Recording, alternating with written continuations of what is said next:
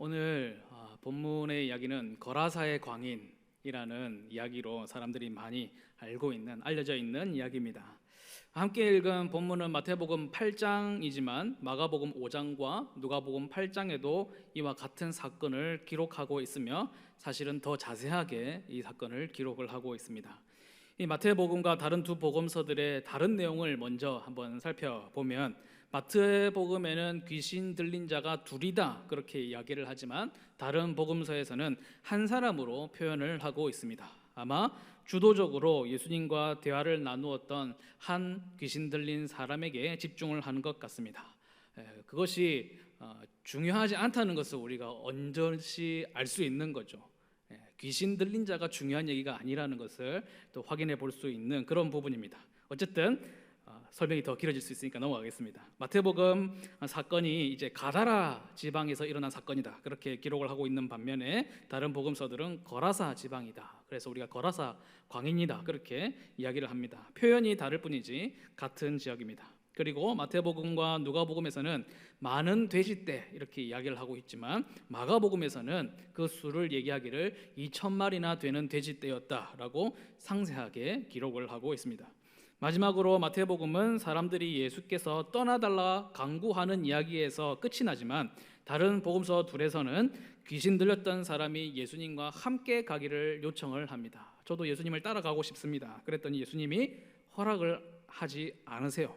집으로 돌아가라. 하나님께서 어떻게 큰 일을 너에게 행하셨는지를 집에 가서 얘기해라 라는 이야기로 이 이야기가 끝이 나게 됩니다.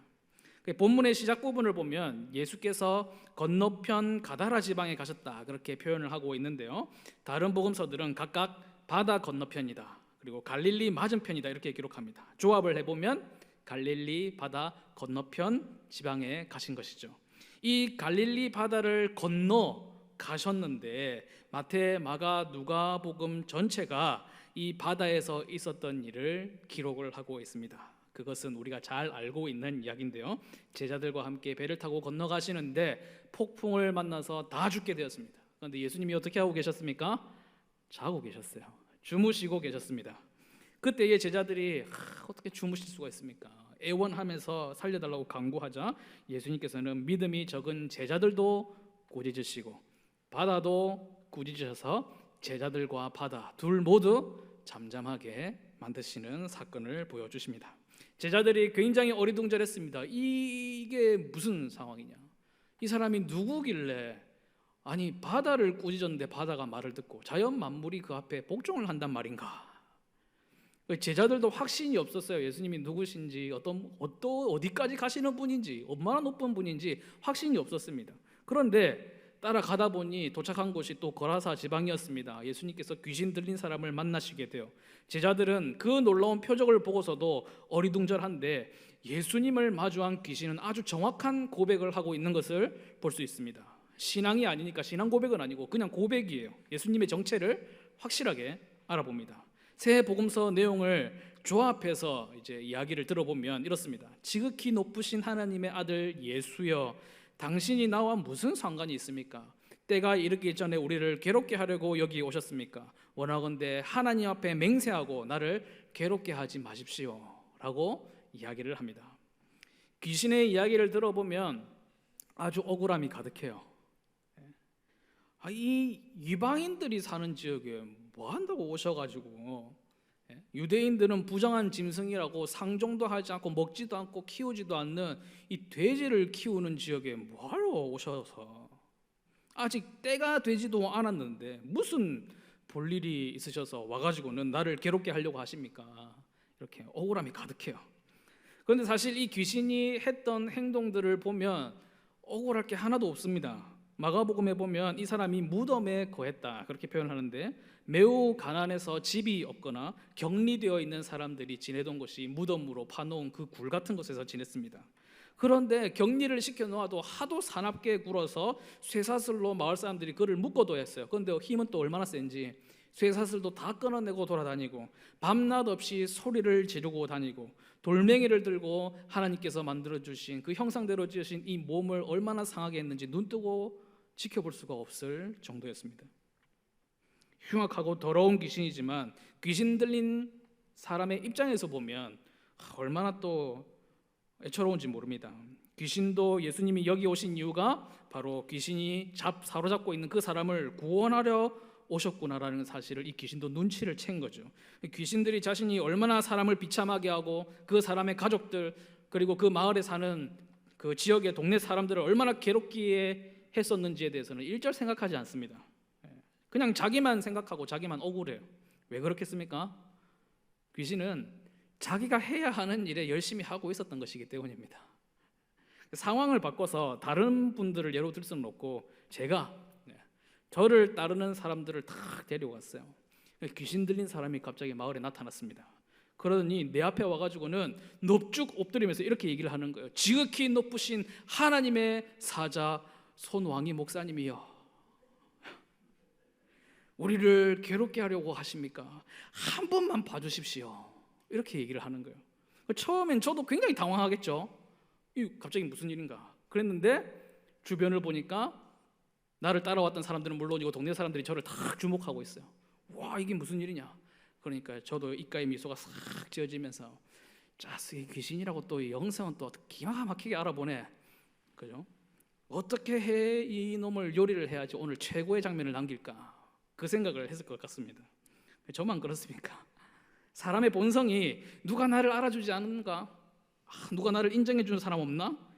귀신이고 뭐고 좀 나를 도와줄 존재는 없나? 그것을 찾아 헤매는데 모든 것을 바치는 인생이라고 해도 사실 과언이 아닙니다. 그런데 예수님께서는 잘만 이용하면 이 상황을 굉장히 이용만 하면 한 방에 뜰 수 있는 그런 기회였음에도 불구하고 굉장히 화를 내세요. 마치 귀신에게서는 하나님의 아들이라는 고백도 듣기 싫다라는 그런 모습입니다. 더러운 귀신이다, 그렇게 말씀을 하시면서 그 사람에게 나오너라 라고 명령을 하셨습니다. 그 후에 예수님께서 내 이름이 무엇이냐 물으시는 것이 마가복음과 누가복음에 기록되어 있는데 그 귀신이 대답하기를 저는 군대입니다 라고 대답을 합니다. 그 수가 많았기 때문이다 그러는데 이 군대라고 번역한 단어는 레기온입니다. 레기온. 저는 레기온입니다 라고 얘기를 했어요. 이 레기온은 로마 군대였는데 한 레기온은 6,000명이었습니다. 그러면 귀신이 몇 마리 되겠습니까? 정확하게 6,000이었는지는 알 수 없지만 그에 비슷한 굉장히 많은 숫자가 그 사람을 사로잡고 있었다라고 볼 수 있는 것이죠. 한 사람에게 한 귀신도 아니고 거의 6,000에 육박하는 그런 귀신들이 들려 있으니까 얼마나 괴롭겠습니까? 나중에 돼지 떼개로 들어갈 때에도 그 돼지 수가 2,000마리나 되었으니까 작게 잡아도 2,000마리라 치고 가히 상상이 되지 않는 어두움이 그 가운데 역사하고 있었다라는 것입니다. 누가복음만 기록하고 있는 내용이 뒤에 이어 나오는데 귀신들이 예수님 그러면 진짜 마지막 하나만 부탁하는데 무적행에 가라고는 하지 마십시오. 내가 진짜 그거 하나만 구하는데 지옥에는 보내지 마십시오. 무적행에는 보내지 마십시오. 스올에는 보내지 마십시오. 그래서 강구하는 대책이 뭐냐면 저기 돼지떼가 보이는데 돼지떼개로 들어가겠습니다.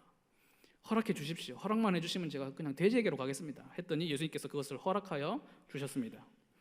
여기서 아주 골치 아픈 문제가 일어나는데요. 돼지떼가 일제히 비탈길을 내디달아서 바다에 들어가 몰사하게 됩니다. 어떻게든 거기 있고 싶어가지고 혹시 무적행에 빠뜨리실까 봐 겁이 나서는 돼지에게로 들어가겠다고 해놓고서는 들어가는 것도 왜 몰사를 했을까요?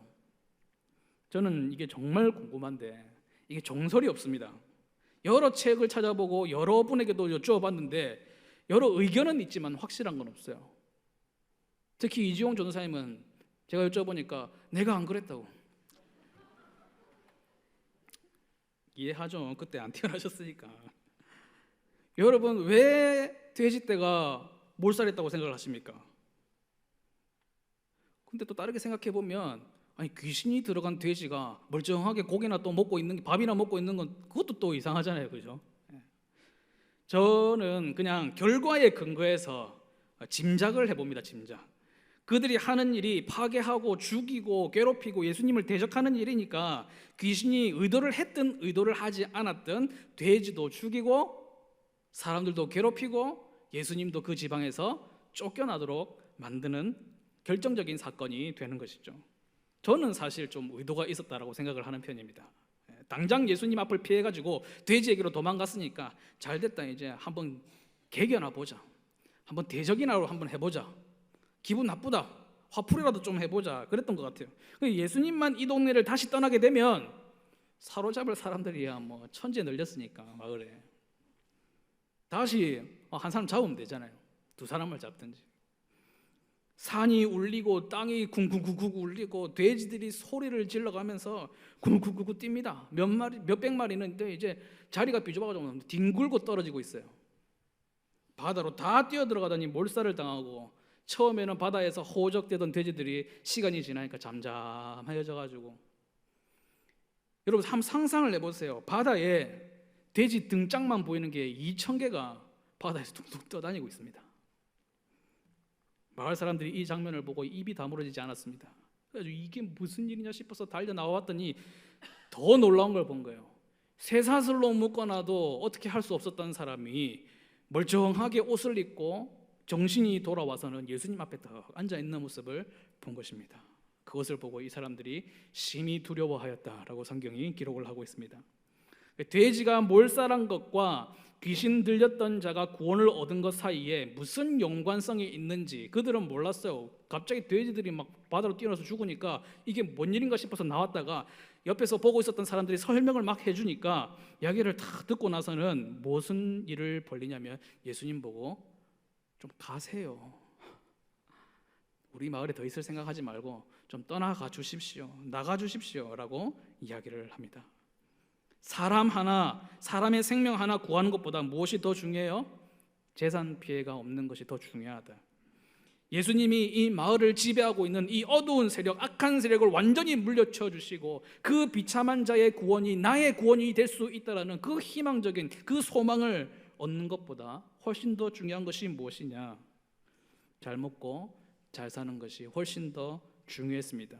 예수님이 이 당장 이 마을을 떠나게 되면 또다시 귀신들이 무슨 일을 벌릴지, 다음 차례는 누가 귀신에게 사로잡히게 될지 모르는 상황인데 나만 아니면 되고 내 돼지만 아니면 되지.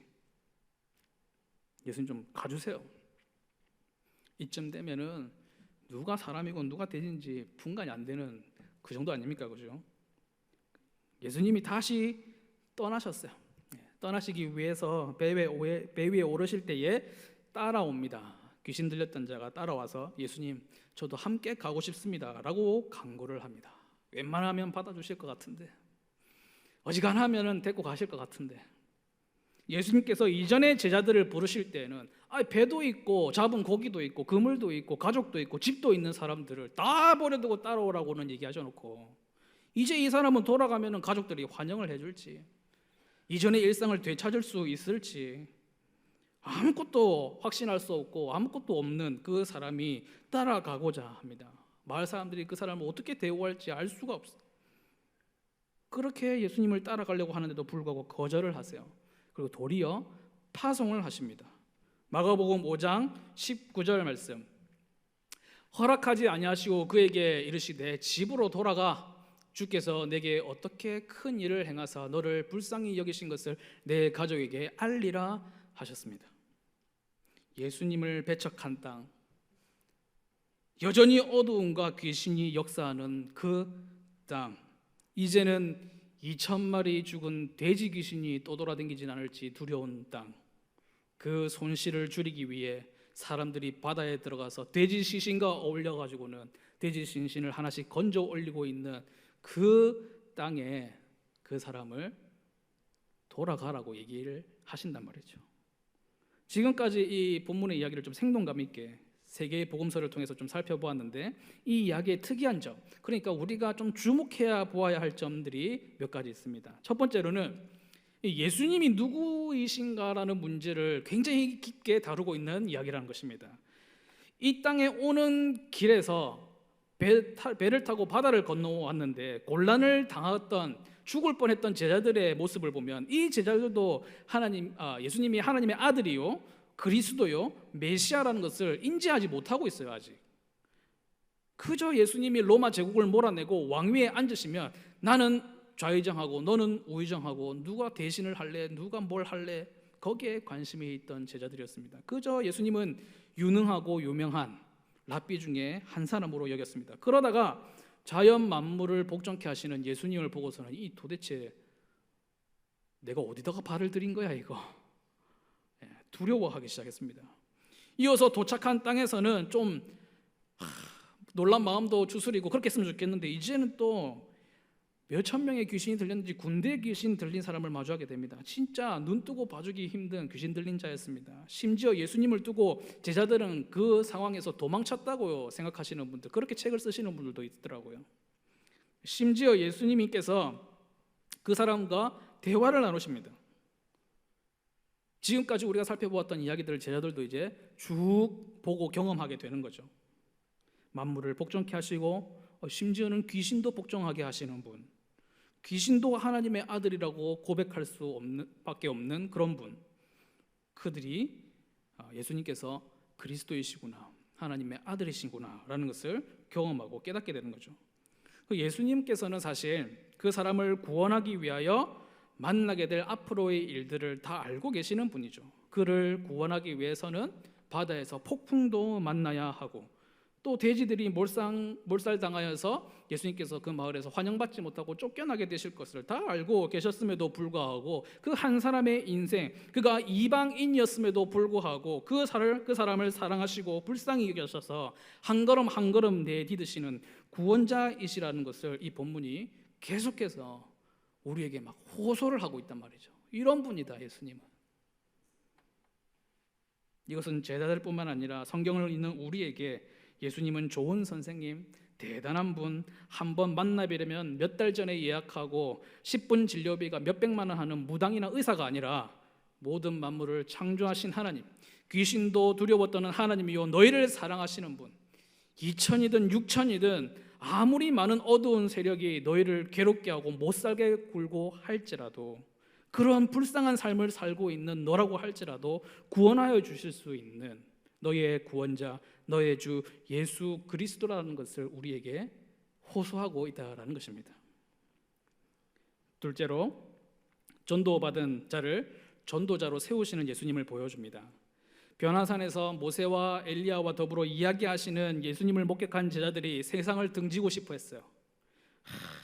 내려가면 귀신이 역사하고 죽을 일들이 쌓여있고 골치가 아픈 그 세상을 벗어나 여기가 좋사오니 모세를 위해서, 엘리야를 위해서, 예수님을 위해서 내가 집이라도 지어드리리다. 우리 여기서 삽시다 그냥. 그러나 예수님께서 제자들을 이끌고 산을 하산하시면서 세상으로 돌아오시면서 말씀하시기를 고난을 받으리라, 그 얘기를 하십니다. 바울이 디모데후서에서 말씀하기를 말세에는 사람들이 이기적이고 물질과 쾌락을 하나님보다 더 사랑할 것이라고 예고했습니다. 말세가 진작에 도래를 했죠. 사람보다 돼지를, 예수님보다 돼지를 사랑하는 거라사인들, 예수님을 영접하는 것보다 귀신의 억압을 더 견딜만 하다고 생각하는 그런 사람들, 예수님을 알아본 귀신보다 못한 사람들, 그러들을 떠나서 예수님을 따라가고자 했던 그 사람을 예수님께서는 오히려 그 소굴로, 그 적진으로 파송을 하신다는 거죠. 예수님이 누구신지, 예수님이 어떠한 일을 행하시는지를 깨달은 그에게 전도자의 사명을 주셨다라는 것입니다. 이게 무슨 의미가 담겨 있겠습니까? 다시는 귀신이 너를 어떻게 하지 못하리라? 사로잡지 못하리라. 다시는 네가 귀신에게 패하지 아니하고 이제 너희가 귀신을 이기게 될 것이다. 두려워하지 말고 담대해라. 내가 나 예수를 믿었으므로, 그러므로 너와 내 집이 구원을 얻게 될 것이다. 예수님이 호련히 승천하신 이유, 조금만 더 계셨더라면 아무도 그 부활을 부정하지 못하였을 것이고 아무도 감히 이제는 교회를 핍박하지 못하게 하셨을 수도 있었을 텐데, 호련히 아쉽게도 승천하신 이유가 무엇인가? 예수님 말씀하시잖아요. 내가 가라. 내가 세상을 이겼노라. 내가 너와 세상 끝날까지 함께 있을 것이다. 너가 가거라.